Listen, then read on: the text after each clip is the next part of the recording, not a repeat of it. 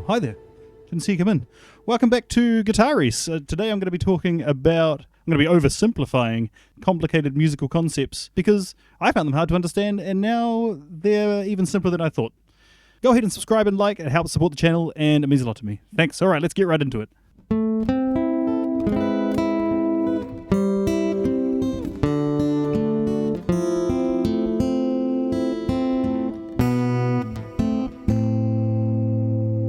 Alright, so the first one is actually quite simple anyway, but it's going to feed into the rest of them, so I have to address it quickly. And that is just to say that the letters of the notes is just a denomination system.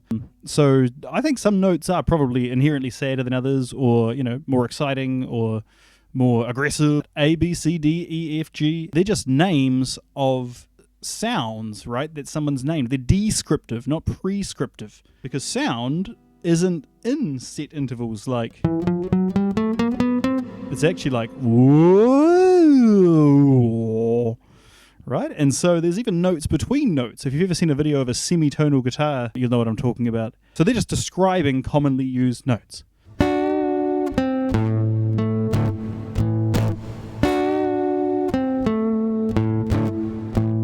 All right, so the next thing is relative, major, and minor. So when I first started learning different keys, I thought, oh my god, I'm going to have to learn so many keys, right? There's like major keys, there's minor keys for every single note. A major, A minor. But I didn't know what relative, major, and minor meant. So a relative, major, and minor key, it just refers to keys that contain the same amount of sharp or flat notes. So that is to say, C major contains the exact same notes in a different order as A minor. So I'll put the C major guitar scale on screen and the A minor guitar scale on screen. Can you see a difference between them? No, that's because they literally contain all of the same notes.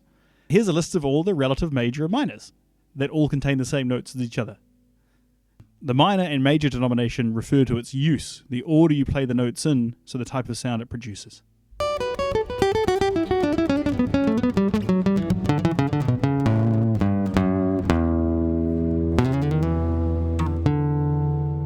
So the next musical concept I'll oversimplify is that each one of the notes in a scale of a key represents a chord in that key. And there's a pattern. So once you know the pattern, you can map the notes to the different chords every time. So if you're in a major key, it goes major, minor, minor, major, major, minor, diminished. And so I'll give you an example. Major, minor, minor, major, major, minor, diminished. And then back around to C major. You've heard a chord pattern referred to as like a 1-3-5 turnaround, right? It's talking about the first, the third, and the fifth chord in that pattern. So the first, and the third, and the fifth chord. Said maybe gonna be... Well, this is actually just a guitar concept, really, because it's about patterns on the guitar and how they repeat. So you might, if you know bar chords, right, you might not know this, or if you just know regular chords, you might not know this, but you know, you have a bar chord shape that looks like this, right? If you can see my hand, and we'll move up. So that particular shape, and down here you might know it from E major. Oh, can you see it on the neck?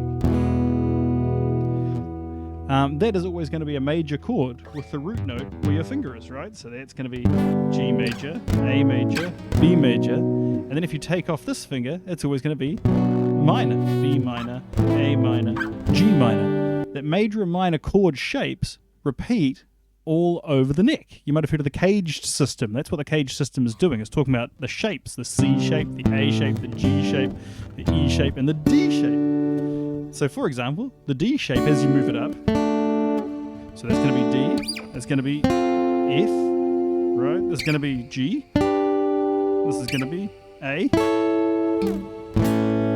But you see how that same shape can move to make different chords. And that's kind of part of the game. Part of the mystery is memorizing all the things in different places.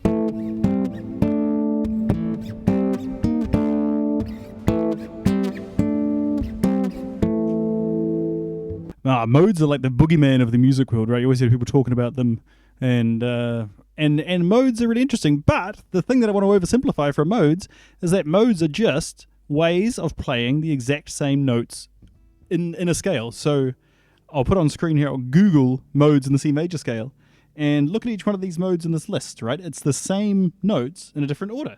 So one mode is like this, and another mode is like this. Right? So they have different flavors to them, but I think the thing that feels overwhelming about modes is it feels like it's a whole new set of scales, but it's literally just the notes in a different order within the same scale.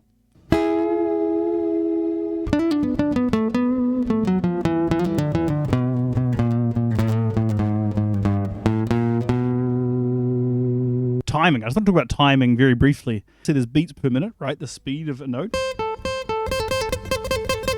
Like, think about timing in other contexts, like telling a joke. There can be poorly timed jokes. The timing of a sentence delivery, right? Of information. If something's too slow, you're not going to hear the info. If something's too fast, you're not going to hear the info. It's got to be done in a way that's like appealing. So timing is just, because if music is just sounds in a particular order set to a certain time, and we know that timing of jokes and sentences can change things in the delivery and the meaning and how we receive it, like how funny it is, how meaningful it is, how sad it is, then it's just really interesting to think about not only the timing of a song going fast or slow, but the timing of a note with regards to the other note. I'll give you an example, right? 1, 2, 3, 4, or 1, 2, 3, 4, 1, 2, 3, 4.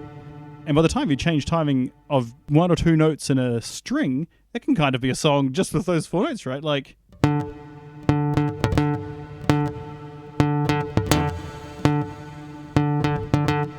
and then you get a whole bunch of notes you can work with. So, timing is important.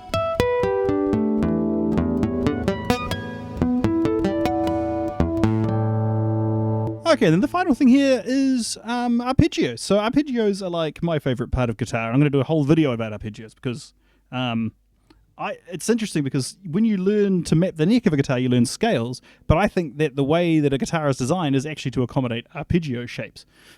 So an arpeggio, or the arpeggiation of a chord, is just to play the individual notes of a chord in succession. So A minor chord sounds like this, but the A minor arpeggio,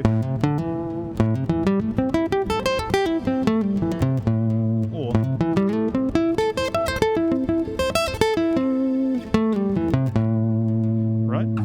arpeggios are how you turn chords and chord progressions into scales that you can practice. Okay, bear with me, I'll make this example very quick, right? Here's 4 chords.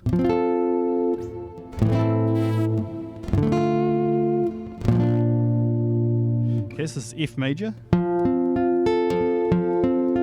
A minor, then D minor, and then A sharp major or B flat major. But you can arpeggiate them and weave them together, and they would just make a song just by being arpeggios. I'll give you an example.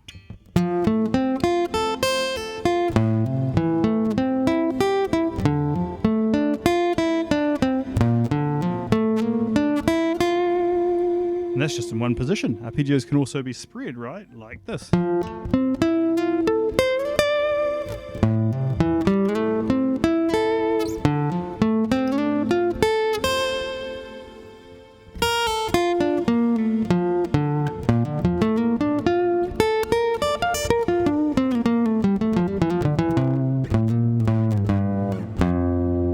And by the time you're mixing arpeggios, you're saying things with your guitar, in my opinion.